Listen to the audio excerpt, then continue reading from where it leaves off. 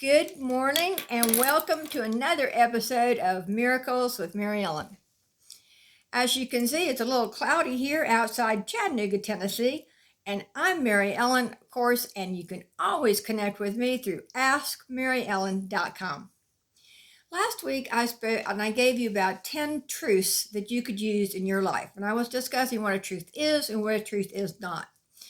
I took a lot of time this week because I always learn from you, hopefully as much as you learn from me. And I took some time to really think about different ways to reach you. And I first want to explain why I titled this Miracles with Mary Ellen. It's not just because it's an alliteration that goes with Mary Ellen. I titled it Miracles with Mary Ellen because when you use these truths in your life that I am attempting to teach you and you get out into the world, you can create actual miracles in your life. A miracle happens every day, all the time. It's not just some supernatural thing that you think of. Of course, Jesus' changing water into wine was a miracle. Yet there were a lot of other miracles that come about every day just because he walked upon this earth, right? And I was looking at the different ways that I do reach you through my posts. And one of the most watched posts was a simple thank you to God that I had put out. And I was thanking you and I was thanking God for helping to put the words into my mouth to inspire you to go forward and make miracles in your life. So, and I told you last week, of course, 10 truths, and I'll go over them today. I want to go over about the first 3 or 4, depending on how much time I have, to speak with you about them and to see how I can clarify them for you, okay? Because these posts that I put up, when you follow my truths of the day, when you follow, and I'm not saying that from an egotistical point, because I don't write these. I hear these. I ask God, I meditate with God, and I say, okay, God, what do you need our people to hear? What do you need people to hear? Because, when you're born into this world, you already know everything. You already are a bundle of light, a bundle of truth. And then what happens? And it says this in the Bible. The veil comes down. The veil comes over your eyes. And you forget about God in heaven, where you just came from. And you begin to be domesticated, just like a cat or a dog. You are rewarded when you do something good, and you're punished when you do something bad. And this thinking that you are taught are your parents' ways of keeping you safe. And I don't want to say anything against that, because you need to be safe, especially in today's society. Yet you need to wake yourself up to the greatness of God within you, to the light of light of God's love within you, to bring forth the truths that you were born with. Now, the first truth I gave you last week, I believe, was everything is always changing. And that is such a powerful truth, because so many times people say, oh, I hate change. I hate it when things change. I hate when the seasons change, and this changes and that changes. Well, everything changes every single second of every single day. So you need to embrace change.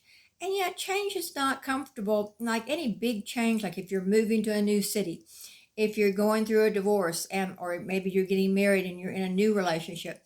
All of those changes are hard to embrace. I understand that.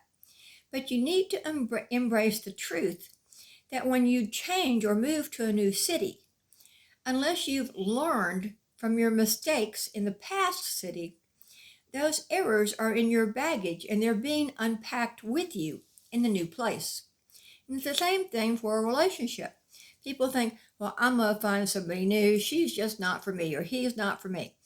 Well, unless you've learned from that person how to become a better person yourself, you are just taking your junk with you and going and finding another person exactly like the one you just left.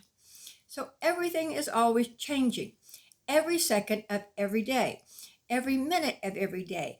Day turns into night, and time into seconds, into minutes, into hours. Embrace change with love. The second one that I gave to you was that everything is connected. And this is true. You are connected to God. God's holy greatness of love is a light that burns bright inside of you. You are connected to me. I am connected to you. All of us are connected all around the planet. So to be prejudiced against anyone is to be prejudiced against yourself, because we are all connected. Um, Koreans and Chinese are connected. Chinese and Japanese are connected. English and United Americans are connected. Races are all connected. We are all connected, and we are all the same. And we need to embrace each other's differences with love to learn from them and become the wonderful world, the wonderful planet that God wants us to be. So everything is connected. All right. The next thing I told you, the third one, was that there is only one. You are one with God, not there is God and Mary Ellen. God is in me. I am one with God. God is one with me. And I'm not saying that I'm God or I could all of a sudden change stuff. I am saying that when I follow that light of God's love within me and keep the fact that I am one with God, there is not God and you or God and this person. There is God in that person. There is God with that person. Every single person has the light of love of God within you. Okay, then some of you are asking me the question right now, well, why does God allow these things to happen, like shootings and stuff like that? Well, God does not allow those things to happen. People make choices to create those things. God is not sitting up there saying, well, gee, I think this person needs to be shot. Okay, Jimmy Joe, why don't you go shoot him? That does not happen. People make choices to do the evil. People make choices to create the disease they're dealing with. People make choices to create their healing atmospheres. You make choices every day. Through embracing the power of God within you, you can make those good choices.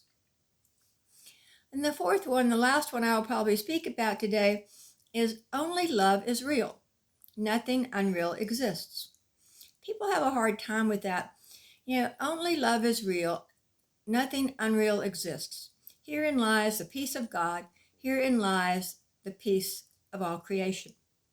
And that is kind of a subtext from A Course in Miracles. Only love is real. You came from love in heaven. God is love. God is with you. Everything loving is real. Everything you do kind and compassionate and loving for someone else is real. And then you say, well, gee, this headache feels really real and it hurts. Okay, it's trying to wake you up to something. What do you need to learn?